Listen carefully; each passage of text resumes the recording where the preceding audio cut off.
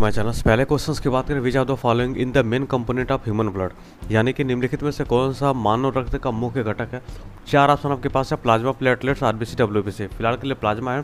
Plasma क्या करता है, constitute about 55% of blood and is responsible for transporting nutrient, hormones and waste product. यानी कि यहाँ पर क्या चीज़ें पाई जाती हैं, प्लाज्मा में बहुत सारे यानी कि आरबीसी के कंपोनेंट पाए जाते हैं, जहाँ पर 55% आपका ब्लड होता है और भी बहुत सारी चीज़ें वहाँ पर प्रेजेंट होती है, जैसे न्यूट्रिएंट हो गया, हार्मोन्स हो गया, वेस्ट प्रोडक्ट हो गया।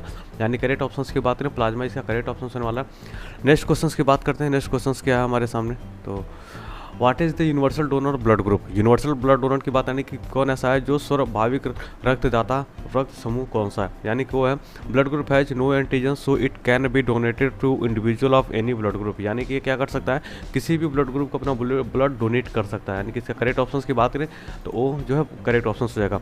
The oxygen carry pigmented in RBC is, RBC में ऑक्सीजन ले जाने वाला पिगमेंट क्या है, तो हीमोग्लोबिन। ये सारी चीज़ आपको पहले से पता होनी चाहिए। हीमोग्लोबिन क्या करता है, ऑक्सीजन को लंग्स से कैरी करता है हमारी बॉडी के सेल से टिश्यू के पास, जो कि क्या करते हैं, ये एक तरह से कह सकते हैं कि एनर्जी या फिर एटीपी के फॉर्म में उस चीज़ को यूटिलाइज कर लेते हैं।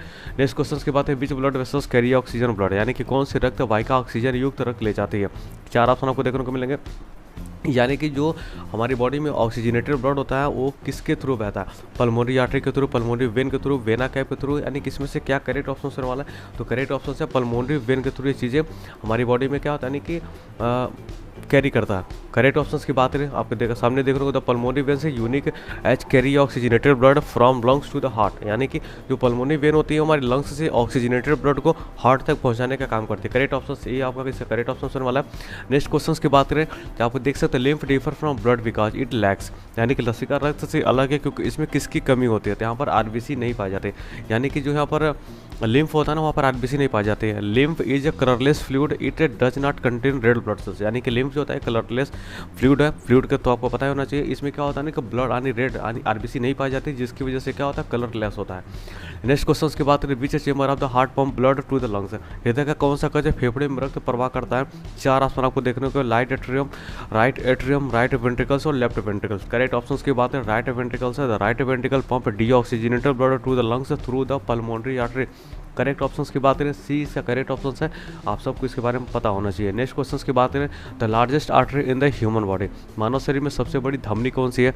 चार ऑप्शन आपको देखने को मिलेगा, aorta, pulmonary artery, coronary artery और subclavian artery. Correct option की बात करें, aorta is the largest artery that carry oxygenated blood from the heart to the rest of the body. Correct option की बात करें, आयोटा इसका correct option होने वाला, जो कि आप एक्सप्लेनेशन को पढ़ोगे तो अच्छे से सारी चीज़ें आपको समझ में आ जाएंगे। नेक्स्ट क्वेश्चन की बात करें, what is the normal pH of human blood. Almost आप सबको इसके बारे में पता होना चाहिए। पीएच की अगर हम वैल्यू की बात करें तो 7.35 से लेकर के 7.45 के आसपास होना चाहिए। वैसे फिजियोलॉजिकली फंक्शनिंग पर भी ये चीज़ें प्रॉपर्ली डिपेंडेंट होता है। फिलहाल अगर हम करेक्ट ऑप्शंस की बात करें तो पीएच होता है स्लाइटली अल्कलाइन होता है, मेंटेन करता है हमारी बॉडी को 7.4 ऑन एन एवरेज, हम इसके करेक्ट वैल्यू को मान सकते हैं। नेक्स्ट क्वेश्चन की बात करें तो which of the following prevent back flow of blood in veins, निम्नलिखित में से कौन सा नसों में रक्त के उल्टे प्रवाह को रोकता है। यानी कि जो चीज़ें हमारी बॉडी में यानी कि ऑक्सीजनेटेड ब्लड हुआ या फिर डीऑक्सीजनेटेड ब्लड हुआ, वो हमारी बॉडी में अगर एक सिमिलर वे से फ्लो कर रहा है तो रिवर्स ना फ्लो करे, यानी बैक फ्लो ना करे, उस चीज़ को प्रिवेंट कौन करता है। तो उसके लिए हमारे पास चार ऑप्शन दिए गए, वाल्स होते हैं, आर्टरी होते हैं, कैपिलरीज होते हैं, प्लेटलेट्स होते हैं। करेक्ट ऑप्शंस की बात करें, वाल इसका करेक्ट ऑप्शन है।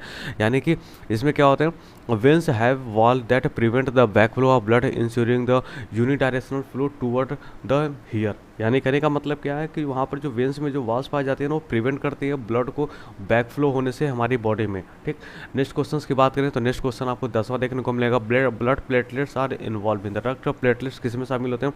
चार ऑप्शन दिए गए, ब्लड क्लॉटिंग के लिए, ट्रांसपोर्ट ऑफ ऑक्सीजन के इम्यूनिटी के लिए। सिंपल सा क्वेश्चन है, आप सबको इसके बारे में पता होना चाहिए। प्लेटलेट्स की बात की जा रही है तो ऑलमोस्ट सिंपल सा है, अगर कहीं हमारी बॉडी में इंजूरियस हो जाता है, कहीं कट फिट जाता है, तो वहाँ पर क्या होता है, जो ब्लड का फ्लो होता है उसको प्रिवेंट करने के लिए, रोकने के लिए वहाँ पर क्या होता है, ब्लड का क्लॉट होता है। और अगर हम ब्लड के क्लॉटिंग टाइमिंग की अगर मैं बात करूँ तो ऑलमोस्ट मुझे लगता है कि आपको इसके बारे में पता होना चाहिए, 7 से लेकर के 8 मिनट के आसपास ही ना इसका प्रोसेस होता है ब्लड को क्लॉट होने के लिए। यानी कि यहाँ पर जो मेन फैक्टर बताया जा रहा है, यानी कि करेक्ट ऑप्शन आपको देखने को मिलेगा ब्लड क्लॉटिंग के लिए, करेक्ट ऑप्शन हो जाएगा। अब बात करते हैं नेक्स्ट क्वेश्चन के बारे में, आप सबको इसके बारे में पता होगा। Next question